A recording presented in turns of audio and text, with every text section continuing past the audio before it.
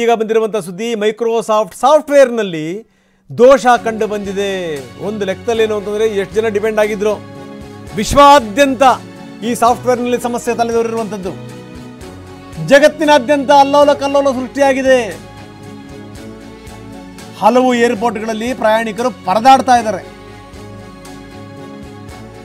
ವಿಮಾನಗಳು take off ಆಗಿಲ್ಲ, ticket booking ಆಗಿಲ್ಲ. ಬುಕ್ಕಿಂಗ್ ಆಗಿರುವಂಥ ಪ್ರಯಾಣಿಕರು, ಬುಕ್ಕಿಂಗ್ ಮಾಡುವಂಥವರು ಎಲ್ಲರೂ ಕೂಡ ಪರದಾಡ್ತಾ ಇದ್ದಾರೆ.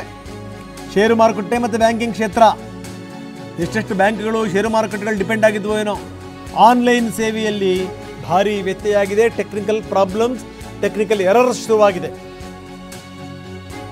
ಮೈಕ್ರೋಸಾಫ್ಟ್ ವಿಶ್ವದ ದೈತ್ಯ ಸಾಫ್ಟ್ವೇರ್ ಕಂಪನಿ. ಜಗತ್ತಿನ ಅತ್ಯಂತ ದೊಡ್ಡ ದೊಡ್ಡ ಕಂಪನಿಗಳ ಮೇಲೆ ಡಿಪೆಂಡ್ ಆಗಿವೆ. ಅಂಥದ್ರಲ್ಲಿ ಈ ರೀತಿ ಸಾಫ್ಟ್ವೇರ್ನಲ್ಲಿ ದೋಷ ಬಂದುಬಿಟ್ರೆ ಏನು ಕಥೆ? ಹೀಗಾಗಿನೇ ಜಗತ್ತಿನಾದ್ಯಂತ ಅಲ್ಲೋಲ ಕಲ್ಲೋಲ ಸೃಷ್ಟಿಯಾಗಿದೆ.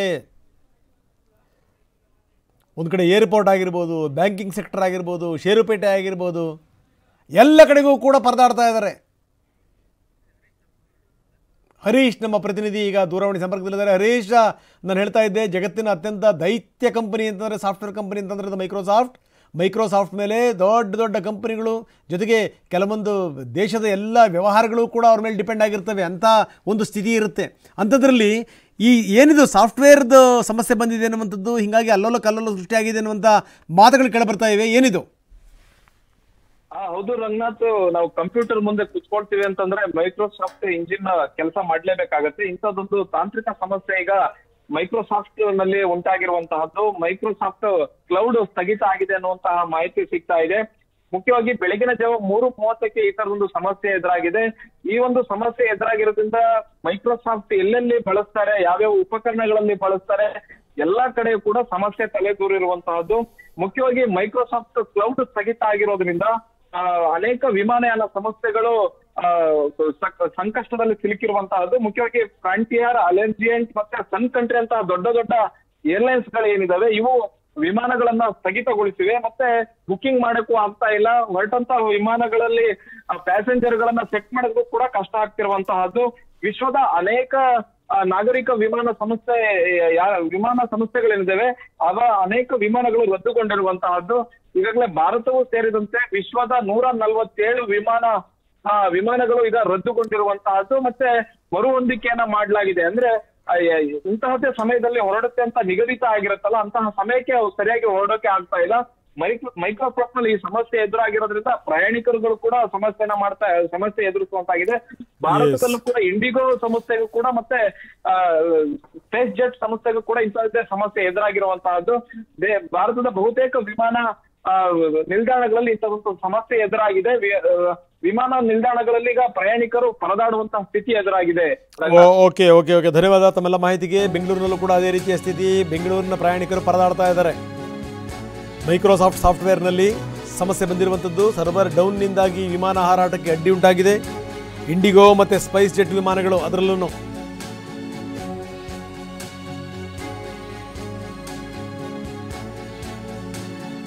ಒಂದೂವರೆ ಗಂಟೆಯಿಂದ ವಿಮಾನಗಳ ಟೇಕ್ ಆಫ್ ವಿಳಂಬ ಆಗ್ತಾ ಇದೆ. ಕೆಂಪೇಗೌಡ ಏರ್ಪೋರ್ಟ್ನಿಂದ ತೆರಳಲಿಕ್ಕೆ ಸಾಲಾಗಿ ನಿಂತಿದ್ದಾರೆ. ಮ್ಯಾನ್ಯುಯಲ್ ಆಗಿ ಏರ್ಲೈನ್ ಸಿಬ್ಬಂದಿ ಕರ್ತವ್ಯ ನಿರ್ವಹಿಸ್ತಾ ಇದ್ದಾರೆ.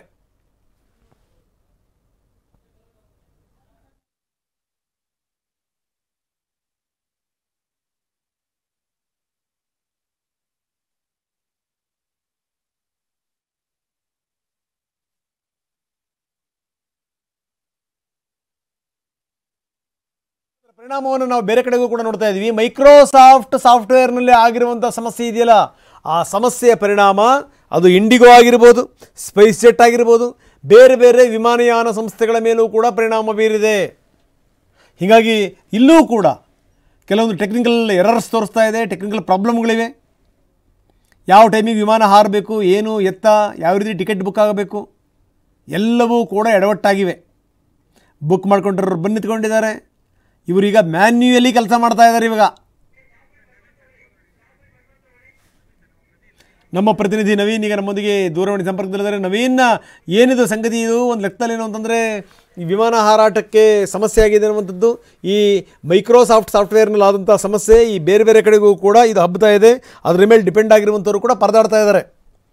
ಹೆಂಗಿದೆ ಸ್ಥಿತಿಗತಿಗಳು ನವೀನ್? ರಂಗನಾಥ್, ಬೆಳಗ್ಗೆ 11 ಗಂಟೆಯಿಂದಲೂ ಸಹ ಏನು ಕೆಂಪೇಗೌಡ ಏರ್ಪೋರ್ಟ್ ನಲ್ಲಿ ಸಾಕಷ್ಟು ಕಡೆ ಈಗಾಗಲೇ ಮೈಕ್ರೋಸಾಫ್ಟ್ ಸಾಫ್ಟ್ವೇರ್ ಮೇಲೆ ಆಗಿರ್ತಕ್ಕಂಥ ಪರಿಣಾಮ ಏರ್ಪೋರ್ಟ್ ಮೇಲೆ ಸಹ ಬೀರಿದೆ. ಈಗಾಗಲೇ ಬೆಳಗ್ಗೆಯಿಂದ ಇಂಡಿಗೋ ವಿಮಾನ ಸೇರಿದಂತೆ ಸಾಕಷ್ಟು ಸಾಫ್ಟ್ವೇರ್ ಸಹ ಇದೆ ಮೈಕ್ರೋಸಾಫ್ಟ್ ಅಂಡರ್ ನಲ್ಲಿ ಕೆಲಸ ಮಾಡ್ತಾ ಇತ್ತು. ಹೀಗಾಗಿ ಏನು ಸರ್ವರ್ ಡೌನ್ ನಿಂದಾಗಿ ಬೆಳಗ್ಗೆಯಿಂದ ಸಹ ವಿಮಾನಗಳ ಟೇಕ್ ಆಫ್ ಮತ್ತು ಲ್ಯಾಂಡಿಂಗ್ ಸಮಸ್ಯೆ ಇದೆ. ಅದರಲ್ಲೂ ಸಹ ಪ್ರಮುಖವಾಗಿ ಆ ಟೇಕ್ ಆಫ್ ಆಗತ್ತ ಸಂದರ್ಭದಲ್ಲಿ ಪ್ರತಿಯೊಂದು ಡಾಟಾ ಮತ್ತು ಟಿಕೆಟ್ ಅನ್ನ ತೆಗೆದುಕೊಂಡು ಡಾಟಾ ಎಂಟ್ರಿ ಮಾಡಿ ನಂತರ ಚೆಕ್ ಇನ್ ಅನ್ನ ಮಾಡಲಾಗುತ್ತೆ. ಹೀಗಾಗಿ ಚೆಕ್ ಇನ್ ಮಾಡೋದಕ್ಕೆ ಆ ಸರ್ವರ್ ಡೌನ್ ಇಂದ ಸಾಧ್ಯ ಆಗ್ತಾ ಇಲ್ಲ. ಬೆಳಗ್ಗೆ 11 ಗಂಟೆಯಿಂದಲೂ ಸಹ ಸಾಕಷ್ಟು ಪರಿಣಾಮ ಬೀರ್ತಾ ಇದೆ. ಜನ ಪ್ರಯಾಣಿಕರು ಸಾಕಷ್ಟು ಸಂಖ್ಯೆಯಲ್ಲಿ ಕ್ಯೂ ನಲ್ಲಿ ನಿಂತಿದ್ದಾರೆ. ಜೊತೆಗೆ ಏನಿಗಾಗಲೇ ಒಂದು ಸಮಯಕ್ಕೆ ಸರಿಯಾಗಿ ಹೋಗಬೇಕಂತ ವಿಮಾನಗಳು 20 ನಿಮಿಷ, ಅರ್ಧ ಗಂಟೆ ಸೇರಿದಂತೆ 1 ಗಂಟೆವರೆಗೂ ಸಹ ಈಗ ವಿಳಂಬ ಆಗ್ತಾ ಇದೆ. ಜೊತೆಗೆ ಆ ಪ್ರಯಾಣಿಕರ ಸಂಖ್ಯೆ ಗಂಟೆಗೂ ಹೆಚ್ಚಾಗ್ತಾ ಇರ್ತಕ್ಕಂಥ ಪರಿಣಾಮ ಏನು ಪ್ರಯಾಣಿಕರನ್ನ ನಿಭಾಯಿಸೋದಕ್ಕೆ ಸಿಬ್ಬಂದಿ ಸಹ ಹರಸಾಹಸವನ್ನ ಪಡೆದಿದ್ದಾರೆ. ಜೊತೆಗೆ ಮ್ಯಾನ್ಯುವಲ್ ಆಗಿ ಈ ಒಂದು ತಾತ್ಕಾಲಿಕವಾಗಿ ಒಂದು ಹರಸಾಹಸವನ್ನ ಪಟ್ಟು ಆ ಚೆಕ್ ಇನ್ ಅನ್ನು ಸಹ ಮಾಡ್ತಾ ಇದ್ದಾರೆ. ಆ ಚೆಕ್ ಇನ್ ಅನ್ನ ಮಾಡ್ತಾ ಇದ್ರು ಸಹ ಈಗ ಸ್ಪೇಸ್ ನ ಪ್ರಾಬ್ಲಮ್ ಸಹ ಈಗ ಏರ್ಪೋರ್ಟ್ ನಲ್ಲಿ ಬಿಗಡಾಯಿಸಿದೆ. ಹೀಗಾಗಿ ಸಾಫ್ಟ್ವೇರ್ ಬೇಗ ಆದಷ್ಟು ಬೇಗ ಒಂದು ತಾಂತ್ರಿಕ ಸಂಸ್ಥೆ ಸುಧಾರಣೆ ಆದ್ರೆ ಮಾತ್ರ ಕಂಟ್ರೋಲ್ ಮಾಡೋದಕ್ಕೆ ಸಾಧ್ಯ, ಎಲ್ಲ ಕಷ್ಟ ಆಗುತ್ತೆ ಅಂತಕ್ಕಂಥ ಮಾಹಿತಿ ಸಹ ಈಗ ಏರ್ಪೋರ್ಟ್ ನ ಉನ್ನತ ಮೂಲದಲ್ಲಿ ಸಿಗ್ತಾ ಇರ್ತಕ್ಕಂಥದ್ದು ರಂಗನಾಥ್. ಓಕೆ ನವೀನ್, ಧನ್ಯವಾದ ತಮ್ಮೆಲ್ಲ ಮಾಹಿತಿಗೆ. ವಿಶ್ವಾದ್ಯಂತ ಮೈಕ್ರೋಸಾಫ್ಟ್ ಸಾಫ್ಟ್ವೇರ್ನಲ್ಲಿ ಸಮಸ್ಯೆ ಆಗಿದೆ. ಹೀಗಾಗಿ ವಿಮಾನಗಳ ಹಾರಾಟದಲ್ಲೂ ಕೂಡ ವ್ಯತ್ಯಯ ಆಗ್ತಾ ಇದೆ. ಇದು ಕೇವಲ ಬೆಂಗಳೂರಿನಲ್ಲಿ ಮಾತ್ರ ಅಲ್ಲ, ಗೋವಾದಲ್ಲೂ ಕೂಡ ಇದೇ ರೀತಿಯ ಸಮಸ್ಯೆ. ಗೋವಾ ಏರ್ಪೋರ್ಟ್ನಲ್ಲಿ ಪ್ರಯಾಣಿಕರು ಪರದಾಡ್ತಾ ಇದ್ದಾರೆ. ಚೆಕ್ ಇನ್ನಲ್ಲಿ ಸಾಲುಗಟ್ಟಿ ನಿಂತಿದ್ದಾರೆ ಪ್ರಯಾಣಿಕರು. ಆನ್ಲೈನ್ ಚೆಕ್ ಇನ್ ಮಾಡಲಾಗದೆ ಸಮಸ್ಯೆ ಆಗ್ತಾ ಇದೆ. ಎಲ್ಲವನ್ನೂ ಕೂಡ ಮ್ಯಾನ್ಯುಯಲ್ ಆಗಿ ಮಾಡ್ತಾ ಇದ್ದಾರೆ. ಕ್ಲೌಡ್ ಸರ್ವಿಸ್ ತೊಂದರೆಯಿಂದಾಗಿ ಎಡವಟ್ಟುಗಳಾಗಿದೆ. ಬರೀ ಬೆಂಗಳೂರು ಮಾತ್ರ ಅಲ್ಲ, ಗೋವಾ ಸೇರಿದಂತೆ ಬೇರೆ ಬೇರೆ ಏರ್ಪೋರ್ಟ್ಗಳಲ್ಲೂ ಕೂಡ ಇದೇ ರೀತಿಯ ಸ್ಥಿತಿ. ಪ್ರಯಾಣಿಕರು ಪರದಾಡುವಂಥ ಸ್ಥಿತಿ ನಾವು ತೋರಿಸ್ತಾ ಇದ್ದೀವಿ. ಗೋವಾ ದೃಶ್ಯಾವಳಿಗಳನ್ನು, ಗೋವಾ ಏರ್ಪೋರ್ಟ್ನ ದೃಶ್ಯಾವಳಿಗಳನ್ನು ನಾವು ನಿಮಗೆ ತೋರಿಸ್ತಾ ಇದ್ದೀವಿ. ಯಾವ ರೀತಿ ಗೋವಾ ಏರ್ಪೋರ್ಟ್ನಲ್ಲಿ ಜನ ಸಾಲುಗಟ್ಟಿ ನಿಂತಿದ್ದಾರೆ, ಎಲ್ಲವನ್ನೂ ಕೂಡ ಮ್ಯಾನ್ಯುಯಲಿ ಮಾಡಲಾಗ್ತಾ ಇದೆ. ಮಷಿನ್ ಕೆಲಸ ಮಾಡ್ತಾ ಇಲ್ಲ. ಇಲ್ಲಿ ಸಾಫ್ಟ್ವೇರ್ ಡೌನ್ ಆಗಿದೆ, ಕ್ಲೌಡ್ ಸರ್ವಿಸ್ ಡೌನ್ ಆಗಿದೆ. ಹೀಗಾಗಿ ಬೆಂಗಳೂರು ಏರ್ಪೋರ್ಟ್, ಗೋವಾ ಏರ್ಪೋರ್ಟ್, ದೇಶದ ಬೇರೆ ಬೇರೆ ಪ್ರಮುಖ ನಗರಗಳ ಏರ್ಪೋರ್ಟ್ಗಳಲ್ಲೂ ಕೂಡ ಇದೇ ರೀತಿಯ ಸ್ಥಿತಿ, ಇದೇ ರೀತಿಯ ವಾತಾವರಣ.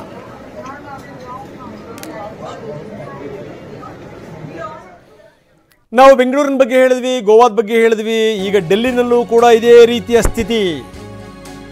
ಎಲ್ಲ ಕಡೆಗೂ ಕೂಡ ಅಲ್ಲೋಲ ಕಲ್ಲೋಲ ಸೃಷ್ಟಿಯಾಗಿದೆ.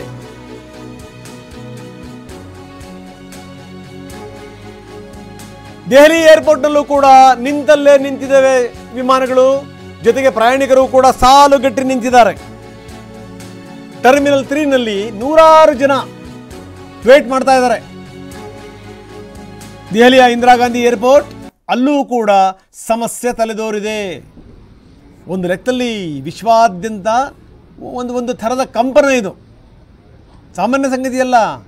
ಅದೆಷ್ಟು ಲಕ್ಷ, ದಶಲಕ್ಷ, ಕೋಟಿಗಳ ಲಾಸ್ ಆಗ್ಬಿಡುತ್ತೋ ಏನೋ ಅನ್ನೋದು ಗಂಟೆ ಎಡವಟ್ಟಾಗ್ಬಿಟ್ರೆ ಹ್ಯೂಜ್ ಲಾಸ್ ಆಗಿಬಿಡುತ್ತೆ. ಯಾಕಂದರೆ ಬರೀ ಏರ್ಪೋರ್ಟ್ ಸಂಗತಿ ಮಾತ್ರ ಅಲ್ಲ, ಇಲ್ಲಿ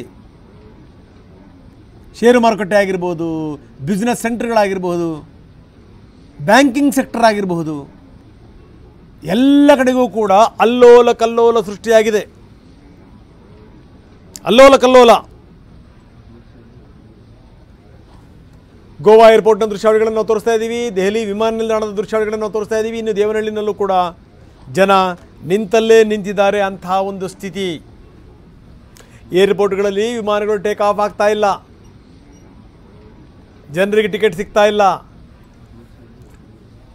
ಚೆಕ್ ಇನ್ ಆಗಕ್ಕಾಗ್ತಾ ಇಲ್ಲ, ಮ್ಯಾನ್ಯುಯಲಿ ಮಾಡಿ ಕಳಿಸ್ಬೇಕು. ಮೊದಲೇ ವಿಮಾನಗಳದ್ದು ಒಂದು ಲೆಕ್ಕದಲ್ಲಿ ಸ್ಥಿತಿಗತಿಗಳೇ ಒಂದಿಷ್ಟು ಅಧ್ವಾನ ಎದ್ದೋಗಿವೆ. ಮೊನ್ನೆ ಮಂಗಳೂರಿಗೆ ಹೋಗಬೇಕು ಅಂತ ನಾನು ಟಿಕೆಟ್ ಬುಕ್ ಮಾಡಿದ್ರೆ 3 ಸರಿ ಕ್ಯಾನ್ಸಲ್ ಆಗಿದೆ. 3 ಸರಿ. ಇದು ಈಗಿನ ಸ್ಥಿತಿ. ಅಂಥದ್ರಲ್ಲಿ ಈ ರೀತಿ ಸಾಫ್ಟ್ವೇರೇ ಎಡವಟ್ಟಾಯಿತು ಅಂತಂದರೆ, ಸಾಫ್ಟ್ವೇರೇ ಡೌನ್ ಆಯಿತು ಅಂತಂದರೆ ಗತಿ ಏನಾಗಬೇಕು? ಬೆಂಗಳೂರು, ಗೋವಾ, ದೆಹಲಿ, ಮುಂಬೈ, ಕೋಲ್ಕತ್ತಾ ಎಲ್ಲ ಕಡೆಗೂ ಕೂಡ ಇದೇ ಸ್ಥಿತಿ. ಮೈಕ್ರೋಸಾಫ್ಟ್ ಹೇಳ್ತಾ ಇದೆ, ಎಸ್ ನಾವು ಟ್ರೈ ಮಾಡ್ತಾ ಇದ್ದೀವಿ, ಸಮಸ್ಯೆನ ಸರಿ ಮಾಡ್ತೀವಿ ಅಂತ. ಸಾಫ್ಟ್ವೇರ್ ಬಳಕೆದಾರರು ದಯವಿಟ್ಟು ಕೋಆಪರೇಟ್ ಮಾಡಿ. ಟ್ವೀಟ್ ಮುಖಾಂತರ ಮೈಕ್ರೋಸಾಫ್ಟ್ ಕಂಪನಿ ರಿಕ್ವೆಸ್ಟ್ ಮಾಡಿಕೊಂಡಿದೆ, please cooperate. Our services are still seeing continuous improvements while we continue to take mitigation actions. More details can be found within the admin center under MO821132 and status.cloud.microsoft.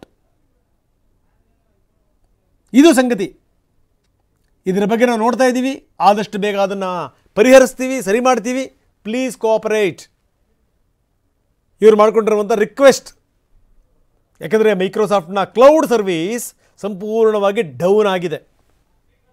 ಷೇರು ಮಾರುಕಟ್ಟೆ, banking sector, ಕಂಪನಿಗಳು, Microsoft ಏನು ಸಾಮಾನ್ಯ ಸಂಗತಿನ? ಜಗತ್ತಿನ ದೈತ್ಯ software company. ಬರೀ ಕೇವಲ ಇಷ್ಟು ಮಾತ್ರ ಅಲ್ಲ, ಮೈಕ್ರೋಸಾಫ್ಟಲ್ಲಿ ಆಗಿರುವಂಥದ್ದು ಇದೆಯಲ್ಲ, ಅದು ಬೇರೆ ಬೇರೆ ಸಾಫ್ಟ್ವೇರ್ ಕಂಪನಿಗಳಿಗೆ ಪಾಠ, ಒಂದು ಸಂದೇಶ. ಏನಾದರೂ ಸಬಟಾಜ್ ಆಗಿರ್ಬೋದಾ ಇದರಲ್ಲಿ? ಯಾರಾದರೂ ಕೈವಾಡ ಇರ್ಬೋದಾ ಇದರಲ್ಲಿ? ಇದಕ್ಕಿದ್ದಂಗೆ ನನ್ನ ವಿಶ್ವಾದ್ಯಂತ ಒಂದೇ ಒಂದು ಸರಿಗೆ ಕ್ಲೌಡ್ ಎಲ್ಲ ಪೂರ್ತಿ ಈ ಮೋಡ ಮುಚ್ಕೊಂಡಂಥ ವಾತಾವರಣ ಅಂತೀವಲ್ಲ, ಹೆಸರೇ ಕ್ಲೌಡ್, ಅದೇ ಡೌನ್ ಆಯಿತು ಅಂತಂದರೆ ಗತಿ ಏನಾಗಬೇಕು? ನಾವು ಬರೀ ವಿಮಾನ ನಿಲ್ದಾಣದ್ದು ಮಾತ್ರ ಹೇಳ್ತಾ ಇದ್ದೀವಿ, ವಿಮಾನಗಳದ್ದು ಮಾತ್ರ ಹೇಳ್ತಾ ಇದ್ದೀವಿ. ಇಲ್ಲ, ಅದನ್ನು ಮೀರಿದ್ದಿದೆ.